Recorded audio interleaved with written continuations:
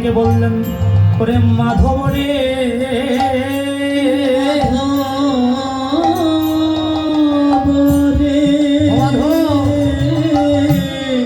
তরিতে তোমার তরিতিরে আনায়ন করো, আনায়ন করো মাধব, তরিতে তোমার তরিতিরে আনায়ন করো মাধব।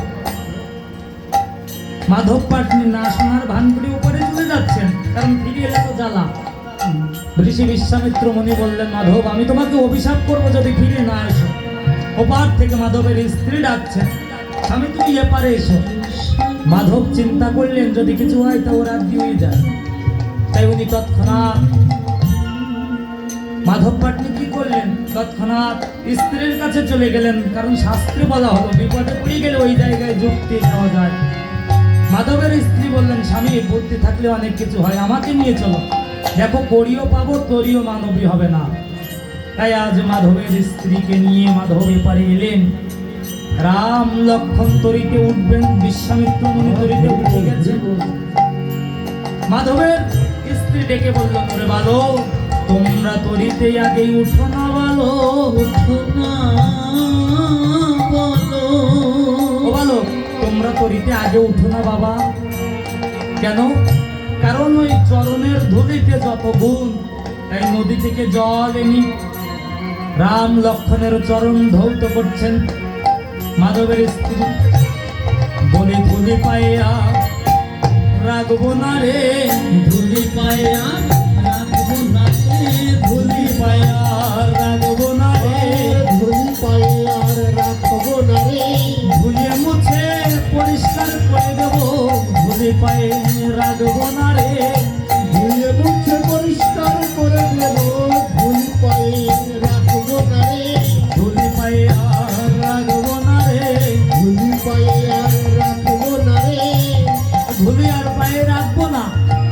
রাম লক্ষণকে বসালেন তরির উপরে, তার চরণ তরিতে ঠেকাতে দিচ্ছে না। লক্ষণ বললেন, দাদা মাধব পাটনি অত্যন্ত হতদারিদ্র, তাকে কিছু দান করে যাও। রামচন্দ্র ডেকে বললেন, ও ভাই দান করবো কিভাবে, আমার চরণ তো ওর তরিতে ঠেকাতে দিচ্ছে না ভাই, না ভাই, ভাই ভাই রে, চরণ যদি তরিতে ঠেকাতে না পারি তাহলে আমি দান করবো কিভাবে। তাই ওপারে যখন তরি ভিড়িয়ে দিয়েছেন, বিশ্বামিত্র মুনি নেমে গেলেন, মাধবের স্ত্রী নেমে গেলেন। যেই মাত্র ভগবান শ্রীরামচন্দ্র ধনুর্ধারী আজ ভাই লক্ষণকে নিয়ে তরির উপরে দাঁড়িয়েছেন। ওই তরির উপরে যখন পড়ন্ত সূর্যের কিরণ লেগেছে, মাধবের স্ত্রী ডাক দিয়ে বললেন, স্বামী তুমি দেখতে পাচ্ছ না তরিতে আগুন ধরে গেছে, তুমি এক্ষুনি তরি থেকে নিচে নেমে এসো। রামচন্দ্র ডেকে বললেন, ওরে মাধব চেয়ে দেখো তোমার তরিতে আগুন ধরে নাই, তোমাকে তো দান করবার মতো আমার কাছে কিছু নাই, তাই আমি দয়াল দীনবন্ধু রাম করুণা করে যাওয়ার সময় তোমার তরিটাই সঙ্গে করে দিয়ে গেলাম।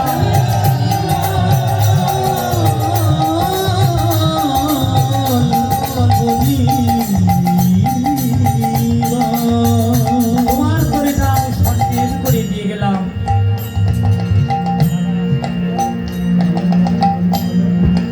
তোমার তরিটা সন্ধান করে দিয়ে গেলাম, কিন্তু মাধব ওই একটা বাসনা, একটা আশীর্বাদ করি তো আমার উদর তৃপ্তি লাভ হলো না মাধব। কারণ পারের কড়ি কখনো দক্ষিণা দিয়ে শোধ করা যায় না।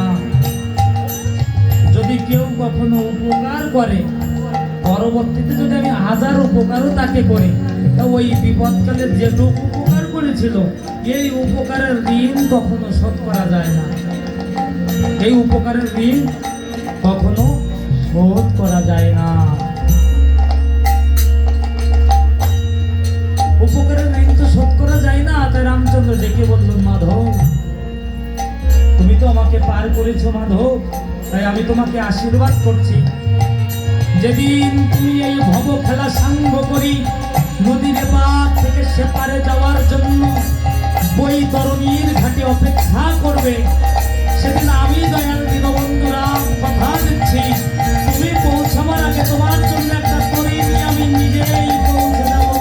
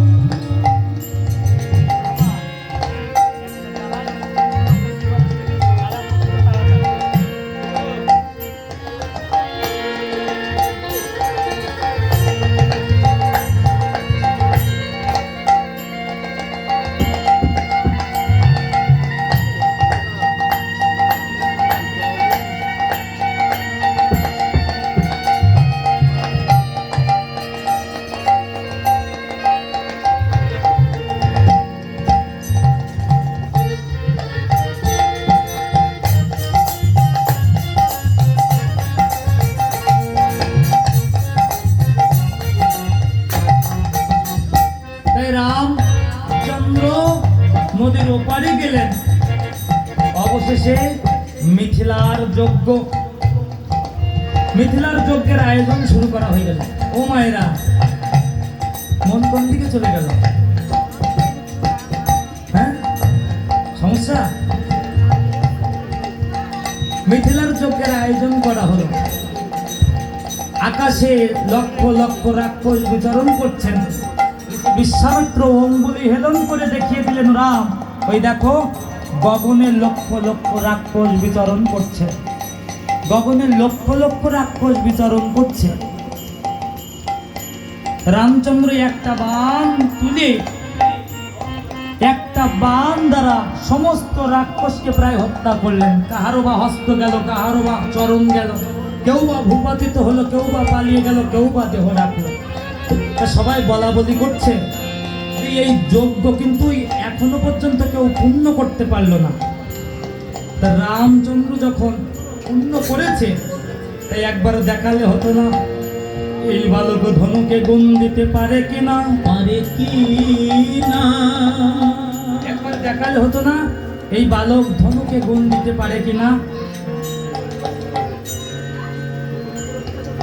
এই বালক ধনুকে গুণ দিতে পারে কিনা একবার দেখালে হতো না? তাই রামচন্দ্রকে নিয়ে যাচ্ছেন ধনুকের ঘরে। সীতা দেবী তখন কোথায় ছিল? সীতা দেবী ছিল উপরের তলায়। রামচন্দ্রকে দেখছেন, লক্ষণকে দেখছেন, আর সখীগণকে ডেকে বললেন, হে সখীগণ, কুঞ্জনি বাহন রাম রাজি বলছ, রাজি বলছ, আর কুঞ্জনি বাহনী আমার ঠাকুর ঠাকুর লক্ষণ। ঠাকুর কাকে বলে? দেওরকে না? তা সীতার কি বিয়ে ঠিক হয়ে গেছে রামচন্দ্রের সঙ্গে? না, এই প্রথম দেখাতেই ভালো লেগে গেছে।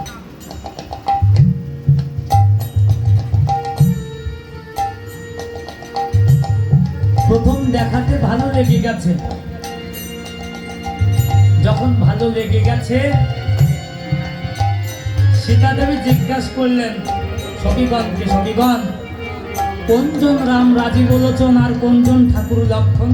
বলে ওই যে আগে আগে চলে নবদুর্বা দলশ্যাম, উনি হন রাম রাজি বলোচন। রাজি বলছ, পিছে পিছে চলেন গৌরবর্ণ, উনি ঠাকুর ঠাকুর লক্ষণ।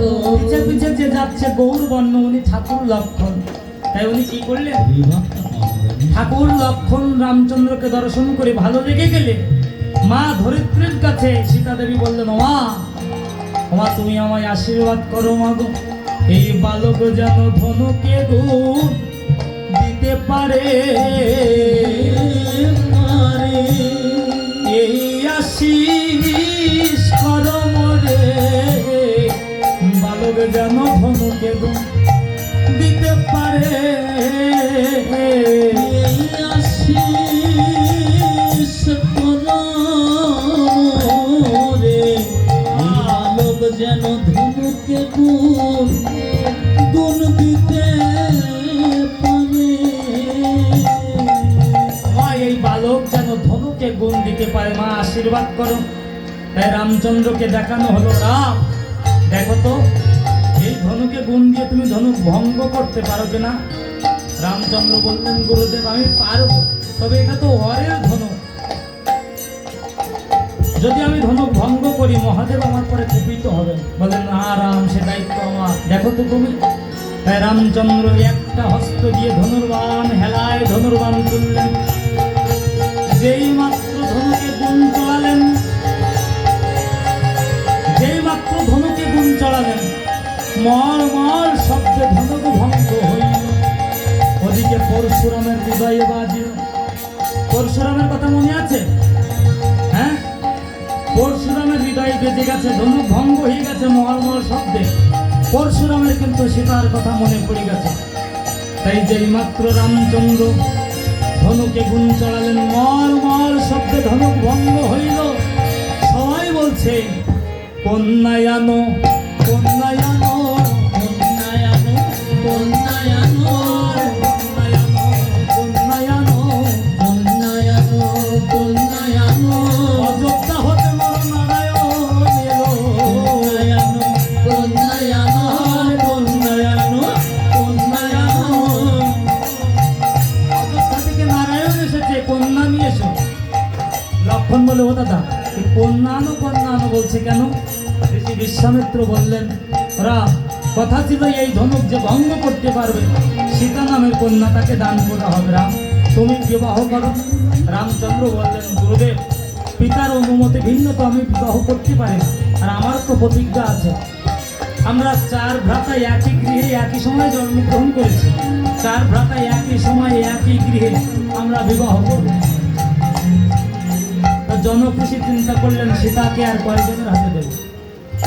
তাই উনি ক্ষোভ প্রকাশ করলেন যে সীতা নামের কন্যা কাউকে দান করা আর হলো না।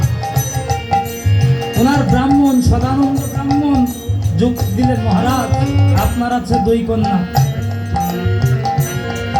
এই যে সীতা আপনার ভাইয়ের আছে আরো দুই কন্যা, মোট চার কন্যা। সীতা দেবী, উর্মিলা, মান্ডবী, শ্রুতিকীর্তি, এই চার কন্যা চার ভাইকে দান করে দিন।